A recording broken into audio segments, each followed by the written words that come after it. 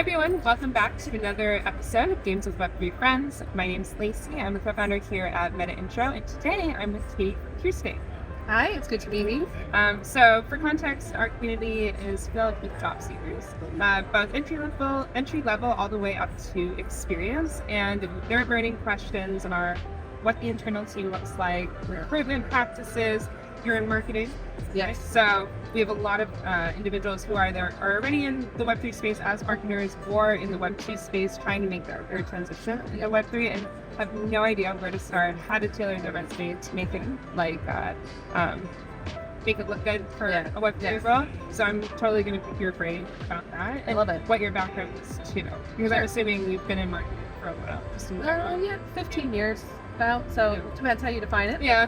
Long enough. So tell me about the company for people that jumped in. Well, so I have some news on that front too. Let me share with you very briefly. So Purestake got its start in 2019, originally on the infrastructure side, in the algorithmic space. Fast forward to now, we are the primary contributors to the Moonbeam smart contract platform in the Polkadot space. So we've kind of like transitioned over to a totally different place. Yeah. But I wanted to add, today is my last day at Purestake. Oh my gosh. It is. Okay. But this is good news. Okay. No panicking. Okay. On Monday, I will be starting at a team called Distractive. Okay. It's a marketing agency Okay. devoted to Moonbeam. So this is part of kind of the active decentralization of continued efforts over time to decentralize Moonbeam. Yeah. Something that we're all very excited about. Okay. And so I will be a separate company, still doing the same thing, still working on Moonbeam, but as a marketing agency in my own right. That's really cool. What is that going to look like? So for now, it's myself and one of the other BD kind of early members at Distractive, who was early in Moonbeam. At some point in the future, we may be working with other apps and other projects on Moonbeam, so that gives us a little bit more kind of ability to help these projects that we work with kind of from arms length right now. We'll be able to kind of work with them more directly. Mm-hmm. So that could be kind of exciting. And then we get to see more of, right now we're marketing to developers, but then we get to get more into that end user facing stuff. So I'm looking forward to that. So what is marketing in web? Oh. Well, so I do have, I'm Web 2. Yeah. People tell me I dress Web 2, so I guess that's the dead giveaway here. Yeah.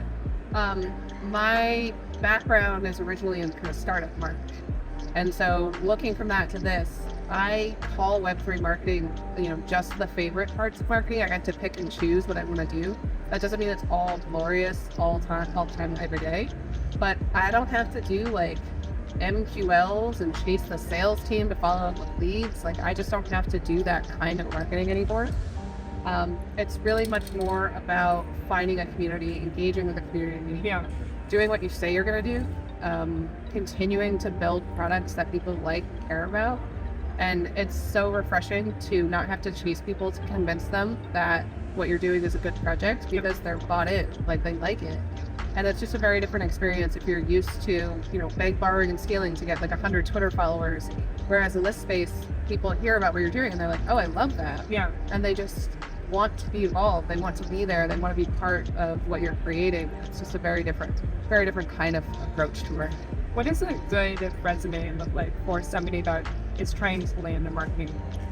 So it really depends on what kind of team you're working for and what you're trying to do in the space. So I was even just talking to someone from the Moonbeam Foundation about a marketing role that's something that the Moonbeam Foundation, if anyone wants to apply. And so kind of the things that we were talking about there are what kinds of skills from Web 2 would translate into this particular team, this environment, and this stage that we're in from a growth perspective.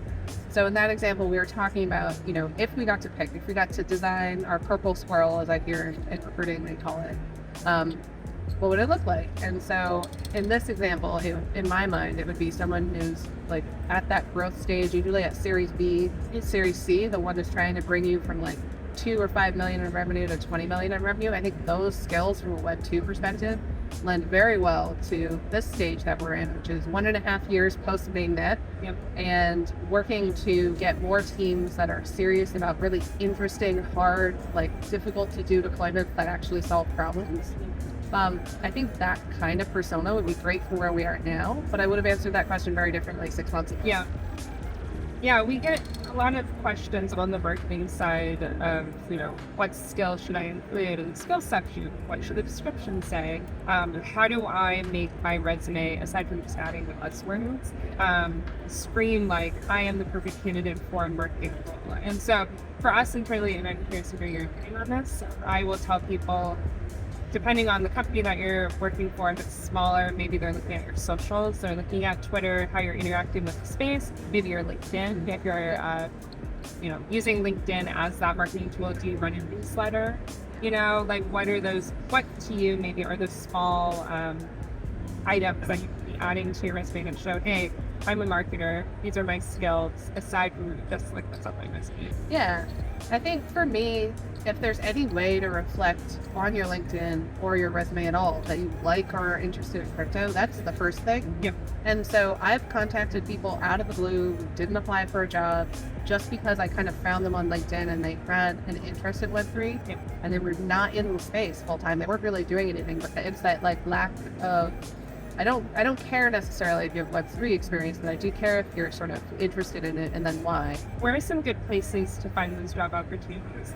Obviously, our Discord, plugging that here in our newsletter, but let's say I'm a marketer looking for those roles. Is it just cold outreaching to founders and maybe friends of marketing, tweeting about it, networking at conferences like this? Yeah, I think networking at conferences for sure. The last conference, someone came up to our booth, knew a lot about what we did, had some crypto experience, really wanted to work specifically for us. And there's nothing more flattering in the world. And it's like, I want to be involved with the team. How do I get involved? And so those interactions I think are really valuable. The one thing you didn't mention is the ambassador program. Can you tell me about the ambassador program? Yeah, so everyone does it differently. Yep. We launched ours a couple years before, actually maybe only 1 year before we actually launched. So it's really just a way for us to, for one, share updates with the ambassador community, but also make sure that we're kind of coordinated. So I use a school of fish kind of thing. So we're not directing our ambassadors. They're independently kind of finding ways to contribute and, doing translations and posting and creating content, all these things.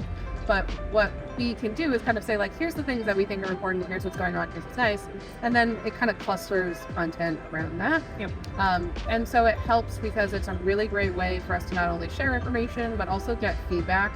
And the ambassadors will be like deathly honest with you. Yeah. Which is nice. Like, it keeps us kind of ear to the ground in terms of what the community is thinking and feeling.